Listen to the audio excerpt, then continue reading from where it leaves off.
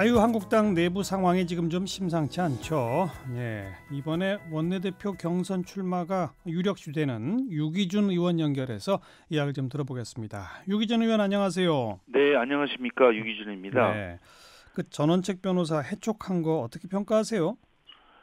예, 이번에 그 전원책 그 조강특위 위원이죠. 예, 이 문자로 해촉한 일에 대해서 뭐 여기저기 비판이 많지요. 예, 뭐 식고 초려를 통해서 그 인재를 데려왔다 이렇게 해놓고 예, 불과 뭐 10초 만에 그 문자로 해촉을 하고 이건 우리 당 품격에도 많이 어긋나고 예, 뭐 이 때문에 우리 당 지지가 뭐 얼마 되지도 않습니다만은 이탈을 초래할 수도 있는 그런 일이라고 생각을 합니다. 예, 하지만 또 어떻게 보면 이번 일이 있다고 해서 뭐 비대위가 바로 사퇴를 한다든지 아니면 준비가 안 된 상태에서 바로 전당대회를 실시한다든지 이렇게 해서는 또 안 될 것으로 이렇게 생각을 하고요. 예, 근데 이제 한국당이 뭐 이전과 별반 달라진 것이 없다.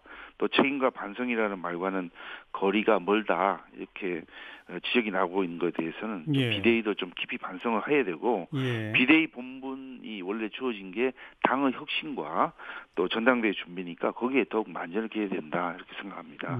그런데 아무튼 해촉이 조금 문제 있다는 식의 언급을 하셨는데 전당대회를 2월에 하자는 비대위의 입장과 이건 뭐 최소한 5월 이후 뭐 6, 7월 이렇게 주장하는 전원책 그 조강특위 위원 결국은 이 충돌에서는 뭐 하나의 선택이 불가피했던 거 아닌가요?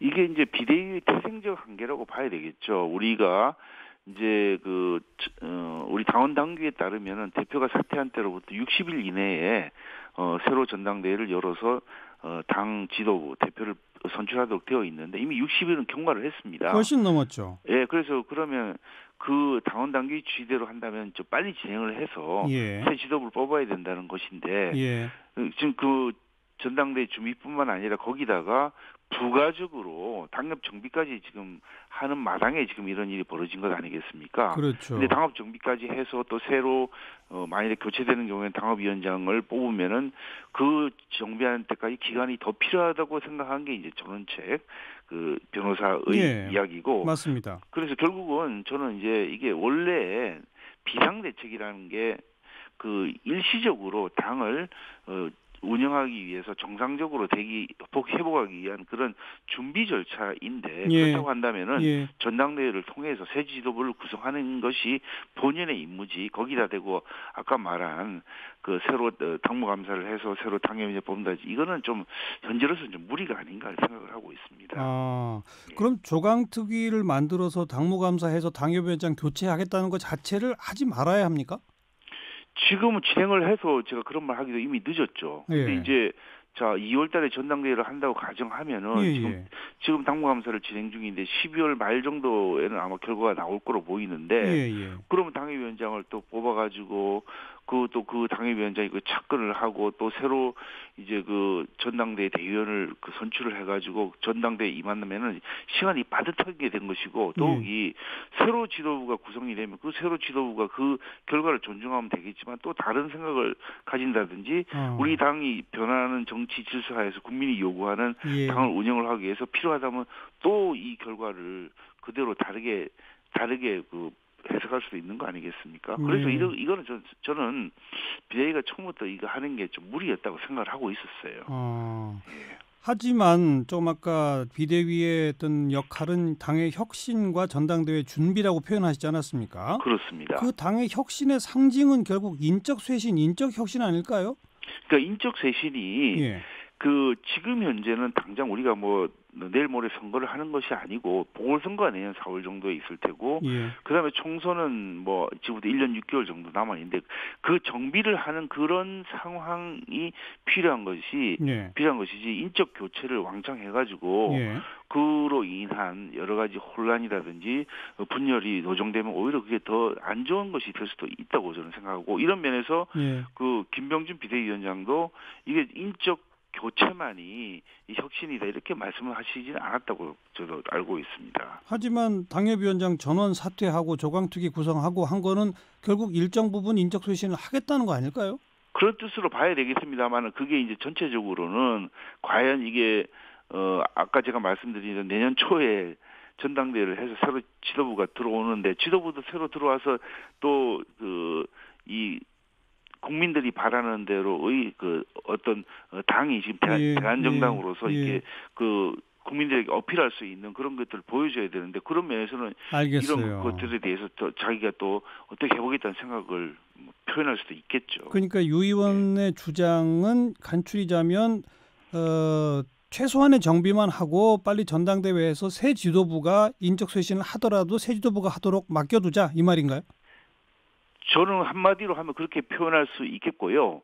이게 이제 현재로서는 우리 당이 이제 문재인 대통령 지지율이 그렇게 뭐 떨어지고 있는 그런 사정임에도 불구하고 거기서 이탈한 계층이 우리 당의 지지율이 이어지지 않지 않습니까? 안 올라오죠. 예, 그런 면에서는 현재의 상태를 빨리 종식시키고 새로운 지도부를 뽑아서 알겠습니다. 당을 운영해라는 그런 게 오히려 메시지가 아닌가 싶습니다. 예.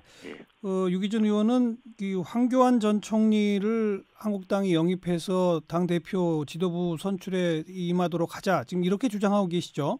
주장을 제가 그렇게 하지는 않았고요. 예. 이제 그것도 하나의 가능성으로 생각을 해야 된다. 네. 왜냐하면 지금 뭐 그 범보수 차기 대선 주자 선호도에서 여기 보면은 여론조사 1등입니다 지금. 상당히 높게 나오고 있지 않습니까? 예. 그래서 이런 면에서 보면은 차기에 우리 당을 이끌 수 있는 사람으로서 좀 국민의 지지를 많이 받을 수 있고 또 우리 당의 새로운 활로를 찾을 수 있는 그런 능력을 가진 사람이라서 제가 그렇게 생각을 하고 있었던 거죠. 근데 물론 뭐 지금 현재 여론조사에서는 범보수 진영 가운데 1등이긴 하지만 그러나 그 수치는 20%가 안 된단 말이에요. 그래서 결국 황교안 전 총리가 자유한국당의 새 대표가 된다는 얘기는 자유한국당의 혁신이나 외연 확장은 포기하는 거 아니냐 이런 비판도 있는데 어떻게 보세요? 뭐 어느 것을 보고 20%로 가시는지 모르겠습니다만은 제가 갖고 있는 표에 의하면 그거보다는 좀 높고요. 네. 2위 지지보다 보수 야권 무당층에서 나온 조사를 보면은 2위의 2배 이상을 지금 이렇게 지지를 받고 있는 그런 사정이라서 그걸 그렇게 뭐 n분의 1의 형태로 표현하는 거는 좀 적절하지 않다고 생각을 하고요. 네. 이제 어쨌든 현재로서는 우리 당이 어떤 그 이전에 국민의 사랑을 받는 그런 모습을 해오가지 못하고 있는 그런 상황에 놓여져 있고 한마디로 정치의 답보 상태에 있지 않습니까? 이거를 깰 수 있는 어떤 그 방법이 필요하기 때문에 그런 돌파구로서도 그런 역할이 필요하다고 보는 거죠. 그러니까 황교안 전 총리로도 외연 확장이 할 수 있다 이렇게 보신다? 그렇습니다. 그리고 이제 또 어떻게 보면 우리 당이 이전에는 국민의 사랑을 받고 제1당으로서 지지율이 높을 때는 어떻게 보면 좋은 경작지였는데 지금 거의 황무지가 됐지 않습니까?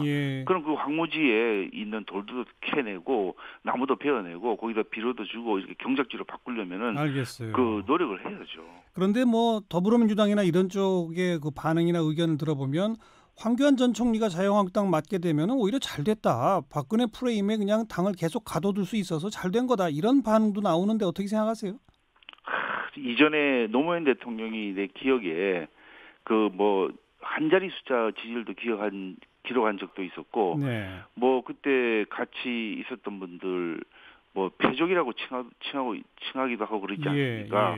그 생각을 한다면 어떻게 그런 말 할 수 있겠습니까? 알겠습니다. 그나저나 다음 달 원내대표 경선에 나가실 거죠? 뭐 아직 그 숙고를 하고 있습니다만은 제가 현재의 처해 있는 당의 위치라든지 또 당이 어떻게 앞으로 나가야 될 이런 것들에 대해서 많은 고민을 하고 있고요. 그게 원내대표 출마가 이게 하나의 방법이 된다면 긍정적으로 생각을 하고 있습니다. 그 황교안 대표의 유기준 원내대표 이렇게 되면 당이 완전히 친박당으로 돌아가는 거 아니냐라고 하는 지적도 있는데 어떻게 보세요? 지금 우리 당이 어떻게 계보가 있습니까? 의원들한테 물어보시면은 내가 그 어느 계파다, 내가 친박이다, 비박이다, 이제 그런 거 친홍이다 없다. 그렇게 말하는 사람이 없습니다. 그거는 어디서 그렇게 그 칭호를 계속해서 유지하는지 모르겠습니다만 이제 그거는 역사 박물관으로 보내고 국민들이 정치로부터 과거의 메시지를 듣고 싶지 않죠. 알겠습니다. 미래의 희망적인 메시지를 듣고 싶어하죠. 바른미래당하고 통합하는 문제는 어떻게 생각하세요? 그 당장은 지금 뭐 쉽지는 않겠습니다. 왜냐하면은 손 대표께서 그렇게 하는 것에 대해서 뭐 어렵다고 안 된다고 그렇게 말씀하신 걸 제가 알고 있는데요.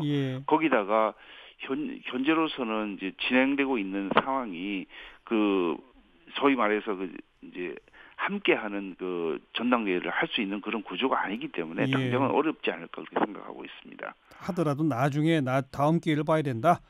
그렇게 생각할 수밖에 없는 상황이 아닌가 싶습니다. 네, 여기까지 말씀 듣죠. 고맙습니다. 네, 감사합니다. 자유한국당 유기준 의원이었어요.